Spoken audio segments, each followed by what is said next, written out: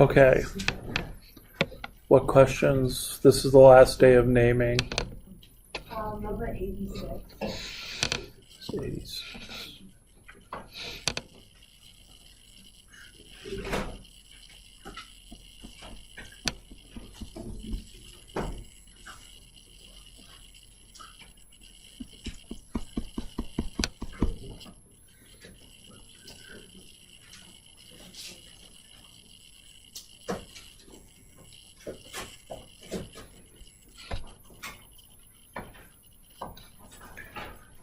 Okay.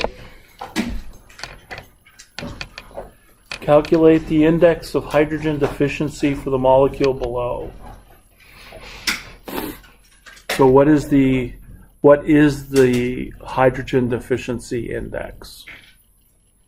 So we'll use this more next semester, and I have a different name for it. I usually call it the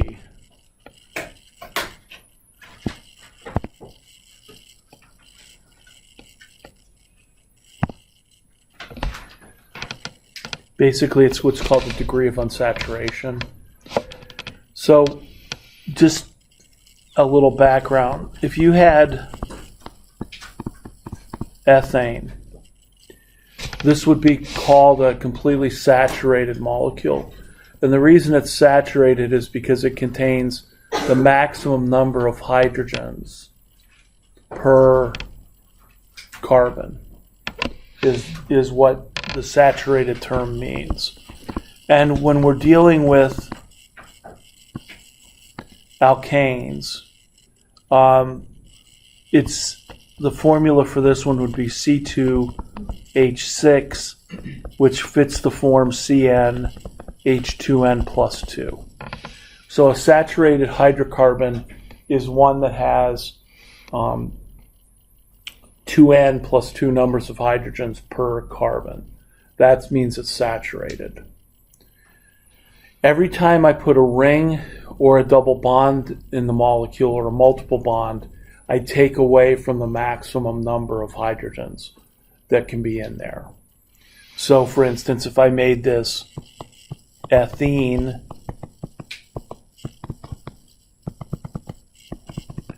this would just be C2H4, which would be CnH2n. So you can see I've lost 2 hydrogens. So alkenes and cyclic compounds would be the same. So if I had a cyclohexane molecule, that's C6H12, which again fits the formula CnH2n. So those molecules are unsaturated from the standpoint of not having the maximum number of hydrogens per carbon. What I usually call, what they're calling this hydrogen deficiency, I call this a degree of unsaturation. And every degree then is either a ring or a multiple bond. Now, where we use this in second semester is that if I have a structure of a molecule I'm trying to get at, if I have its molecular formula, it's going to tell me an awful lot. It's going to tell me how many rings, double bonds, or multiple bonds that I have in the molecule, which helps me figure out the structure a tremendous amount. So there is a formula for this, for determining that. Hopefully it's really close by, because they use the full formula. So IHD, which is the index of hydrogen deficiency, or the degrees of unsaturation is, well, that's a pretty, I don't know that the formula needs to be that way, but it's basically, you sum up 2 times the carbons plus 2 plus nitrogen minus hydrogen minus X. My formula without the nitrogen is that the degree of unsaturation is the number of carbons minus 1/2 the number of hydrogens. And it really should be hydrogens plus halogens plus 1. I didn't include the nitrogens. So if I include the nitrogens, it's going to be plus a half the nitrogens, plus 1/2 the nitrogens, plus 1. If you multiply a half by all the things in the parentheses, this is what you get. Notice oxygen doesn't count. The hydrogens plus the halogens. Halogens take places where hydrogens would be in the molecule, so you just add them in. So for this molecule that you asked about, sadly, we have no choice but to look at its structure, count up, and determine its molecular formula. I think the biggest trouble that I when I counted it is the really thick part of the bicyclic. Is that a double? No. That's the molecule coming out at you. So remember, for the bicyclics, we had something that looked like this. And if I'm up here looking down on that, it would look like this. Only what I might do is I might draw these guys bold because they're pointing at me. I don't even know if I can do this, but if I'm over here looking at the molecule, I'm going to see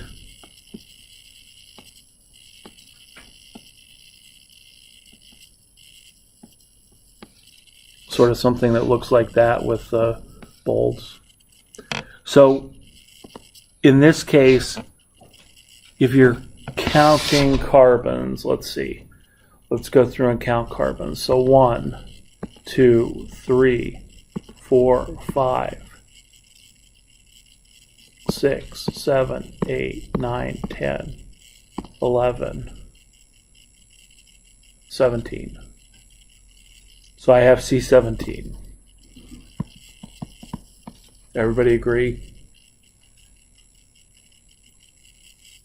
Nobody's agreeing.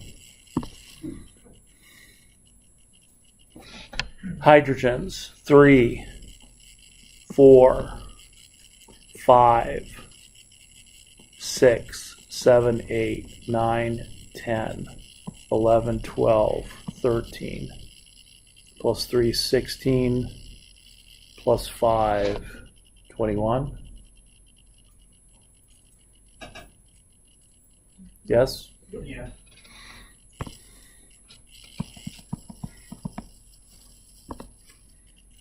One nitrogen, right?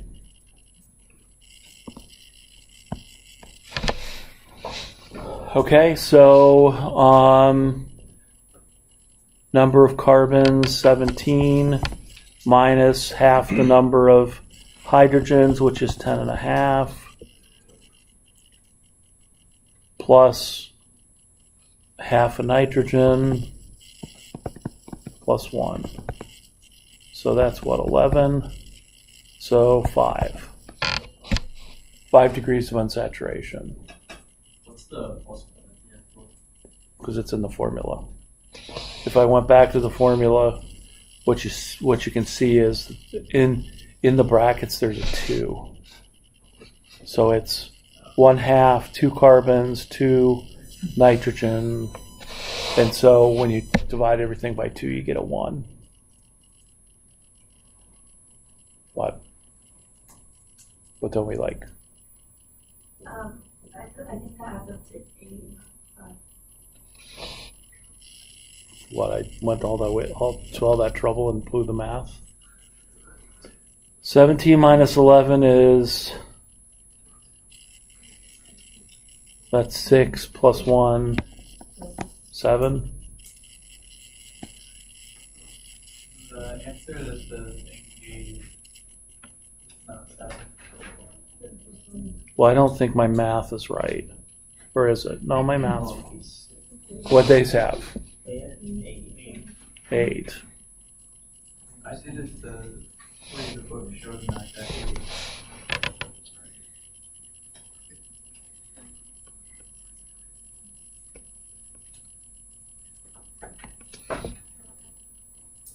Is my formula right? C17H21N? Yeah, that's what I use. Okay, so Is it because you added 0.5 to the 10.5, we should have subtracted it because it's negative 10.5 plus 0.5. oh, it should be 10. So 17 minus 10 is 7 plus 1 is 8. All right, well, it's not my formula, it's my math.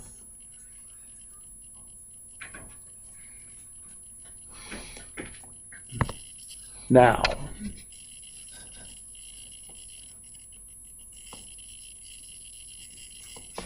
where's the 8 degrees of unsaturation in this? Let's take the easy one. Benzene ring is a ring plus 3 double bonds, so the benzene ring is 4. The carbon-oxygen double bond is 5. This carbon-oxygen double bond is 6. And then 2 fused rings. So 7, 8. So that's where the 8 degrees of unsaturation or the 8 whatever hydrogen deficiencies are, is in those 8 things. 2 from the fused rings, 4 from the benzene ring, and then 2 from the carbonyls.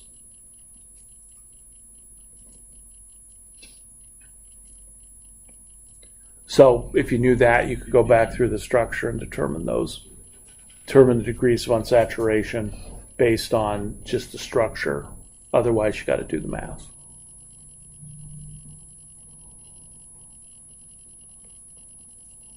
Could you go over putting like the ends in the naming of molecules?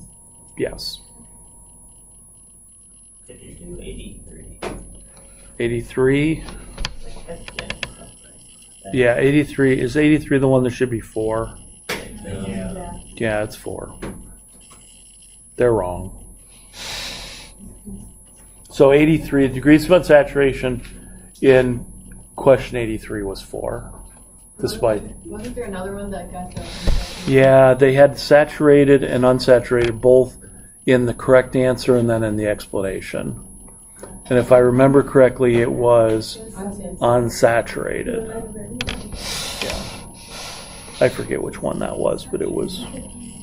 Yeah, they said it was unsaturated, they said it was saturated in the answer, and then in the explanation they said it was unsaturated.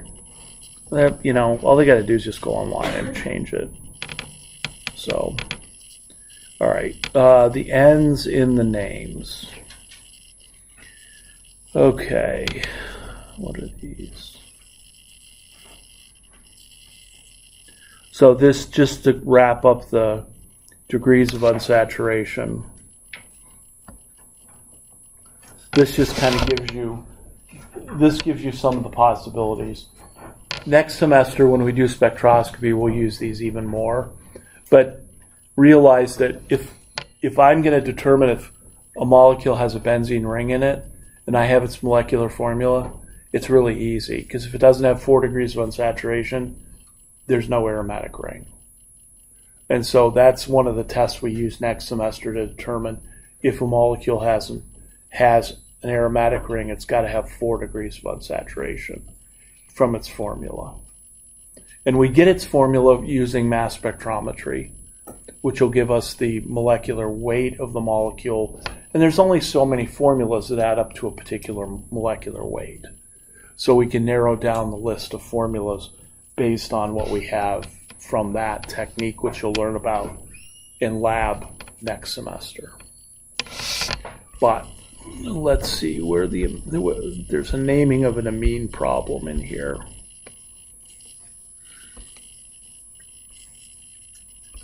There's a couple of them. Or is it beyond? There. There. So, any one of these, let's take A.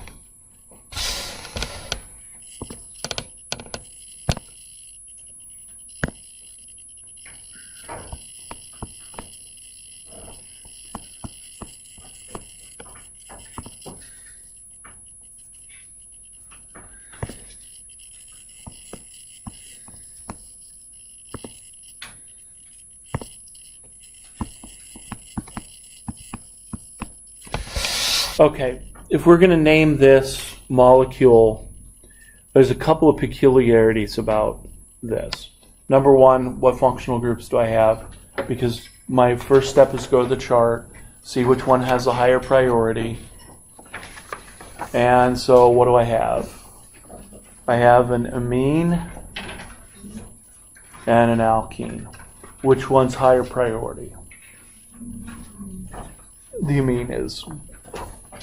But just because the amine has higher priority doesn't necessarily mean that it has to be part of the longest chain, which is the strange part about this.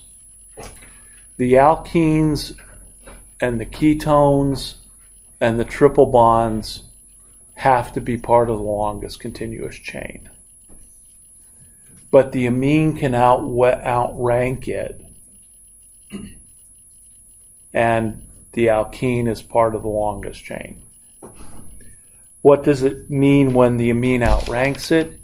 It means it is the last name. It is the last part of the name. Okay, so what do I mean by that?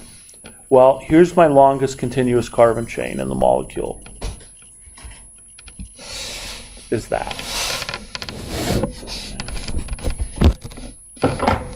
It just disappeared. There. Okay. Now, the amine would not be part of the longest chain because it's basically a substituent. So the longest continuous carbon chain cannot have a nitrogen in it. It can't have an oxygen in it. But yet this is the higher priority thing, so it's got to come at the end of the name. So looking at this, it is a 1, 2, 3, 4, 5. This is a pent chain. It's an ene. So it's going to be a pent 1 ene. And I don't think there's going to be anything after the ene. And now I have to put the amine in because the amine has the highest priority. It comes last in the name. So, but now I have to tell where is that amine in the 5 carbon chain. Well, when I said 1 ene, it means I numbered the chain that way. So this is a pent 1 ene 2 amine.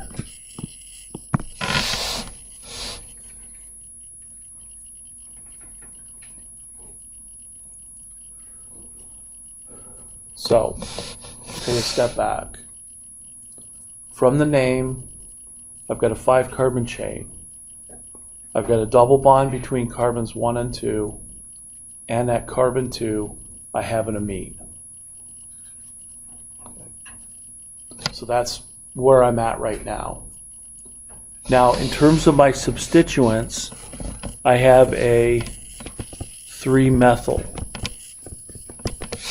group as a substituent. But I also have an ethyl group and a methyl group attached to the nitrogens. So I'm going to treat these groups, these 2 groups, as if they were substituents, but they're the substituents of the nitrogen. So that's where the N comes from. So here I have, this is an N ethyl group, and this is an N methyl group. And there's multiple ways that this has been done through the years in terms of combining these groups together. Now, I don't know. I guess the name is like they combined the 2 methyl groups to be di, and then they put an N in front of a dimethyl group. I don't know what that means.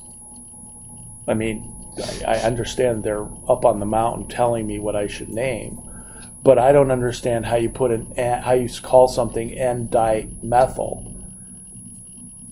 What does that mean? 1-methyl is,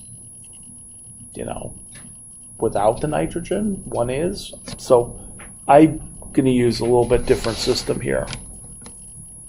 My first system would actually to call this N-methyl and ethyl would be what I would call it. And then I would say 3-methyl. No, I would call this N-ethyl, N-methyl. I would alphabetize. And then what they do is they can kind of put the methyls and ethyls in the substituent. So they might say, even though they didn't, something like N-ethyl, 3-methyl, N-methyl, then the pent, the 1, the ene, the 2, and the amine. Even though they didn't do that. Actually, the dimethyl part, consider it as an N, 3, that Yeah, I guess that would. I guess the way they did that's okay. I guess I'd buy that. I guess I don't have a choice, do I?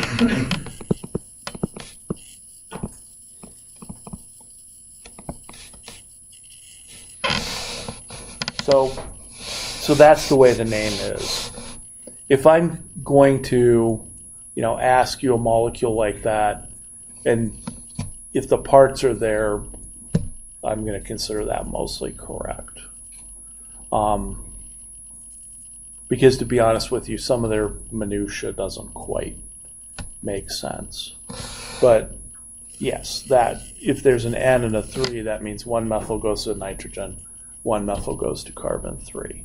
If there's, let's say, 2-methyl groups on the nitrogen, then that's where the N dimethyl comes from, because you got to have 2 N's for each of the dimethyls.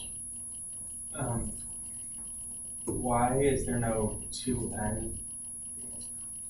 Because it's understood that when you have an N-methyl, that is attached to the nitrogen.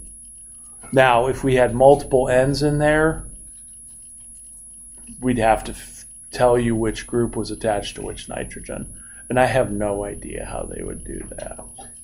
But we'd have to do that, right? And it probably actually would be 2N or 3N would be the way they would do that. Or better yet, it would be an N with like a 2-methyl. So that whole group tells you where it goes with the nitrogen.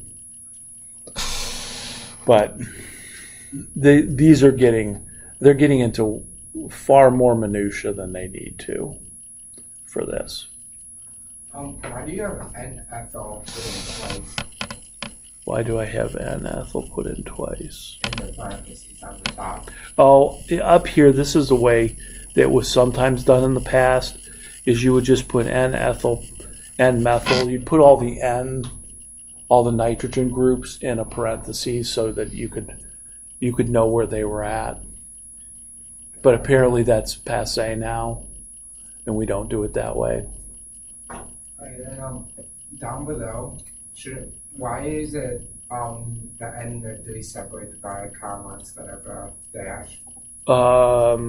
Because the N is really is taking the place of a number in terms of where the group is going. But there's no dash between the amine and the N then. The N. Like at the bottom N. So there's still a dash between 2 amine. No, like amine and N. Would you put a dash there then if it's replacing a number? I think it would be 2 dash amine, then dash N. No. The N's always come before that. The N's always come before the amine at the end. So what we're doing is we're treating the amine as the highest priority group, which means it's the last name. And then the alkene has less priority, but it's part of the longest chain and part of this name. And then here are all the substituents. And I'm treating these two groups as if they were substituents. So I'm bringing them out and making the list of the substituents including those that are attached to the nitrogen. What has to absolutely come last is the highest priority group in the molecule. This is all kind of, I don't know, this is naming like trying to drink from a fire hose that's like 6 feet wide.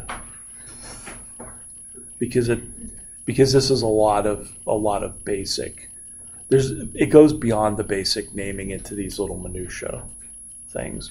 And I just didn't get a chance to put together a problem set, so I'm going to try and do that for Friday, sort of a practice problem set.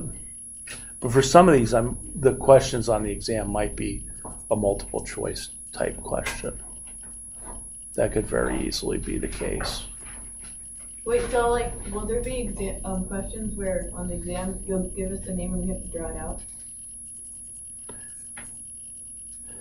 If there are, then I'll give you some problems in the practice problem set doing that. Okay. But the reason I kind of go back and say that you can go back and you can look at the name is that the name kind of, you should be able to construct the structure from the name. And when I give those problems, they're usually 98% correct. People rarely make a mistake when they have a name in writing the structure. It's not 98% in drawing the structure or drawing the name from the structure. But what that means is that if you're practicing, you could cover up the structure and write the name from what you just wrote. And if you have any questions about anything, the name's not right. So if you had a 3-dimethyl, 3-dimethyl, well, where's the other methyl go? Because you're missing something. So that's why I point that out. If you read through the name at the end, it does kind of tell you how to reconstruct the molecule. And that's a good way to check yourself, if you have time. So that's what the N means. The N just tells us what alkyl groups are attached to the nitrogen of the amine. Can you do that for anything, like even if it was an oxygen or another? It's only for the N's. It's only for the N's. And we aren't really able to distinguish which direction the different substituent groups are going to come off of the amine. No, because that nitrogen, because just like this CH3, CH2, and we'll get into this kind of in the next couple chapters, there's free rotation. So having a group this way or having a group that way is the same. So I mean that kind of gets you to the free rotation in the Lewis structure.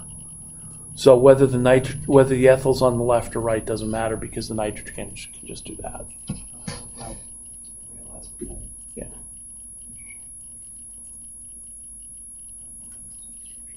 If it can't, then we have to have an EZ-like system for that. And we don't.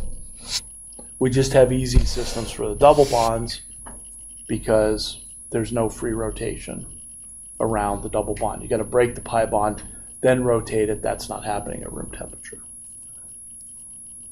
I was guessing that was the case because they would be equivalent resonance structures too. Yeah, if we did that.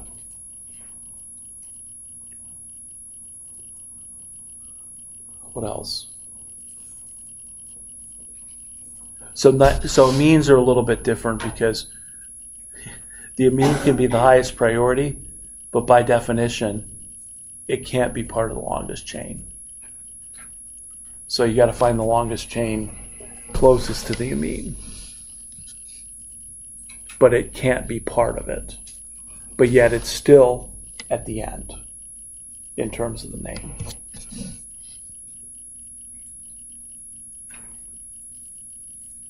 Could you give us an example of like a name and have us try to draw it? A name and try and draw it? Well, let's see if I can whip one up here.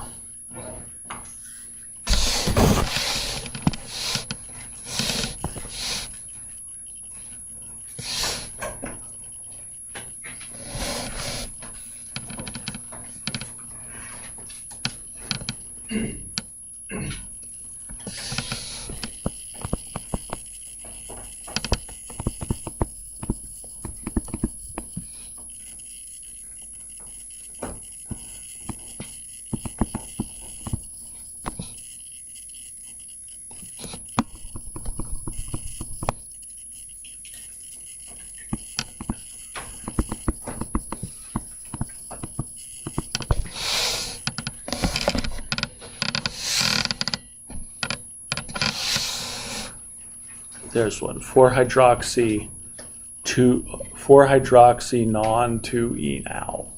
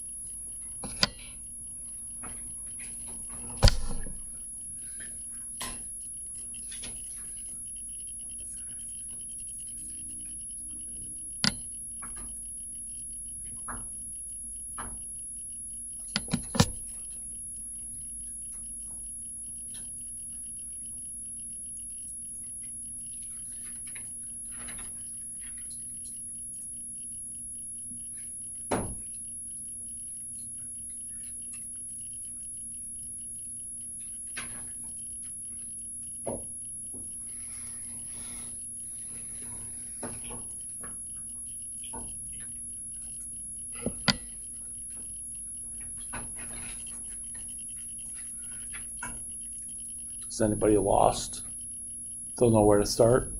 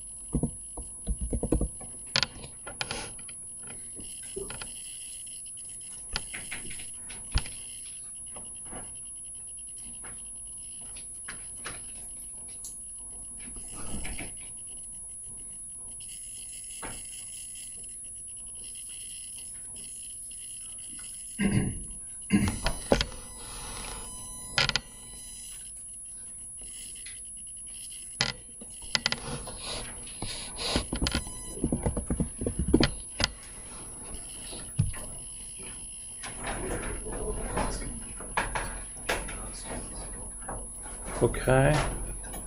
So I think I can, if I'm in the right section, I think I can, you can draw it in on your computer or your phone or,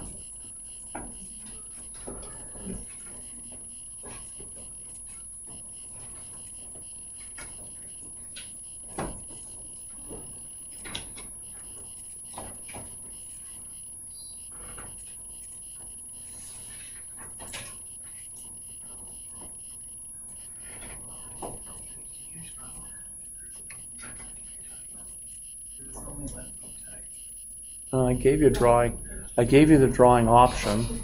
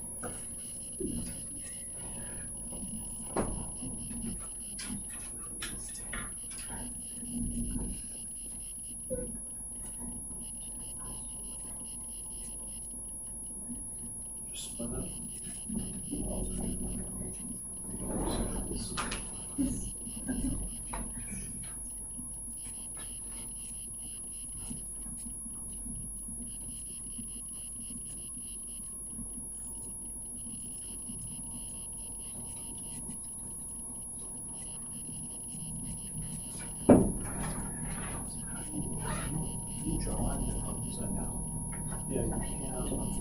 You just have to find the drawing option.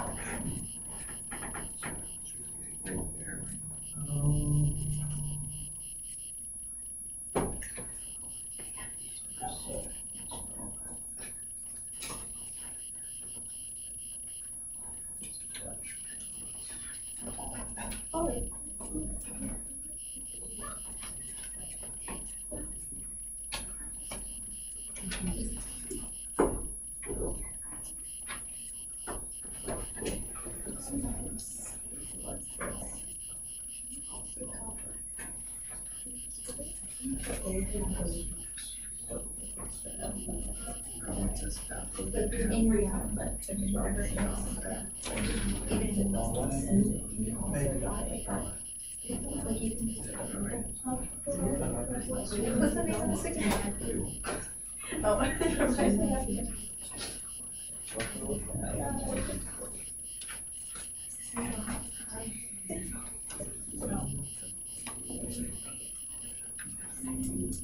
Do we find it? Do we know how to draw? It's just really small. Okay.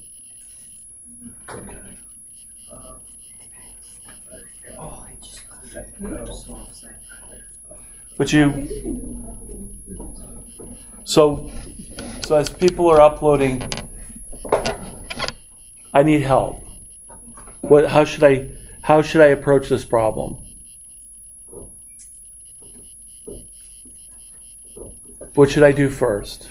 I started with so making sure that I can. Okay. 9 carbon chain from the non, and then what? From there, I like broke down what each piece meant. So like the 4-hydroxy means there's a hydroxy group of 4. Okay. 2NL tells you where the double bond is. The 2-ene tells me where the double bond is, and then what's the al? Aldehyde, and where does it go? At the beginning. So find the longest chain, break it down into what the functional groups are, and then what the substituents are. And then you can go from there.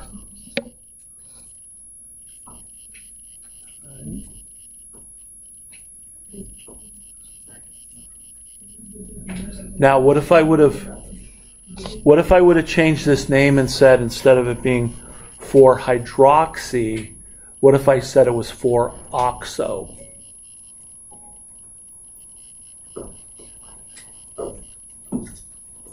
So if it was 4-oxo 2-nonenal, instead of a hydroxy group, what would be there? A double bond what? A double bond oxygen, which is the ketone functional group. So again, you're going to get this on an exam. So you can use the fact that you've got an oxo group, that the oxo is on here, and that is a ketone. When you're using this chart to figure out the name, what you need to do is you need to make sure that you know what the functional groups are. Okay. All right, let's go ahead and let me see. What was that? Let me see what the names or what the. All right, I'm going to stop this. And what are the? Oh, unfortunately, it's got names there. All right.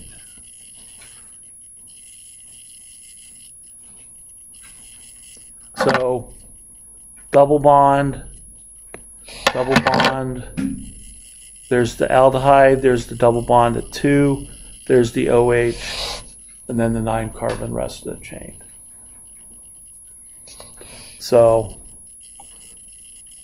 it's a little rough to draw Uh-oh. Uh-oh. That carbon has, looks like at least 4 bonds. So I know it's on the phone. Oh, different colors. Okay. I'm sorry. So what you had on paper, that was the structure. My previous drawing's better, don't worry. Yeah, I should have made it anonymous, is what I should have done, but then I wouldn't have had to go through the names. Okay. So then, Multiple colors?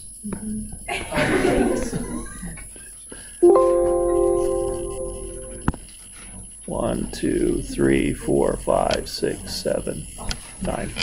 Okay, so I mean, drawing the structure from the name is a little easier than drawing the name from the structure. And so that's what I suggest is you can use that as kind of a double check of your answers. Do you have to have that hydrogen attached to the carbon? No, it would be okay, but I like to show it because that's what really shows me that it's an aldehyde. I like to put in as many hydrogens as possible that I need, so then I can so it helps me see the structure a little bit better. Bobby? Why'd you add double bonded O? Because because the AL at the end means aldehyde, and that's a C double bond O. In theory, you could completely switch that around, right? You could take it and you Yeah, could rotate it the other way. You could twist it around. As long as it's got 9 carbons in the longest chain, an aldehyde, the alkene, and the OH in the same place, it's correct. Okay.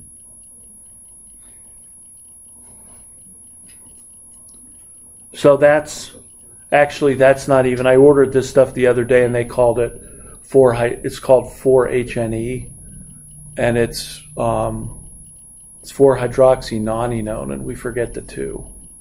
We forget to put the 2 in there.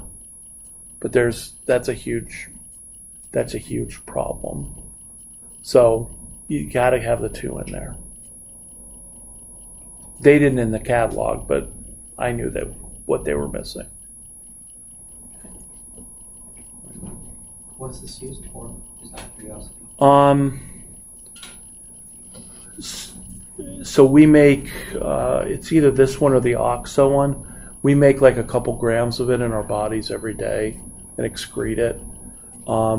There's a fatty acid called linoleic acid that's 18 carbons long, and somewhere in the 18 carbons there's a double bond there and a double bond there, which makes this what we call an unsaturated. Well, we're back to unsaturated. Brilliant lecture. We got back to the beginning. It's an unsaturated fatty acid. It's called a polyunsaturated fatty acid, which is PUFA. And PUFA is this carbon right here, as we'll find out later on. The hydrogen on that carbon can be removed by oxygen to make a free radical. And radicals are bad no matter where they're at, but in chemistry they're kind of bad because they're really reactive species and they react with stuff they shouldn't react with, like proteins and DNA and stuff like that. So, but what happens is this molecule breaks down into one of the products is this 4-hydroxynonenal. So the linoleic acids are like as fatty acids, and all the different types of these are most common in the body. And so they basically, there has to be a way for them to break down into something that hopefully isn't toxic if they react with oxygen. Because remember, oxygen, the paramagnetic form of oxygen looks like that with 2 unpaired electrons. A free radical is a molecule with an unpaired electron. And if it has an unpaired electron, it can't have an octet, which makes it unstable, which makes it really reactive. So if we don't have molecules in our body to take care of the oxygen, it just roams around and takes the hydrogen off anything. So if it takes it off this, there has to be a controlled mechanism for that.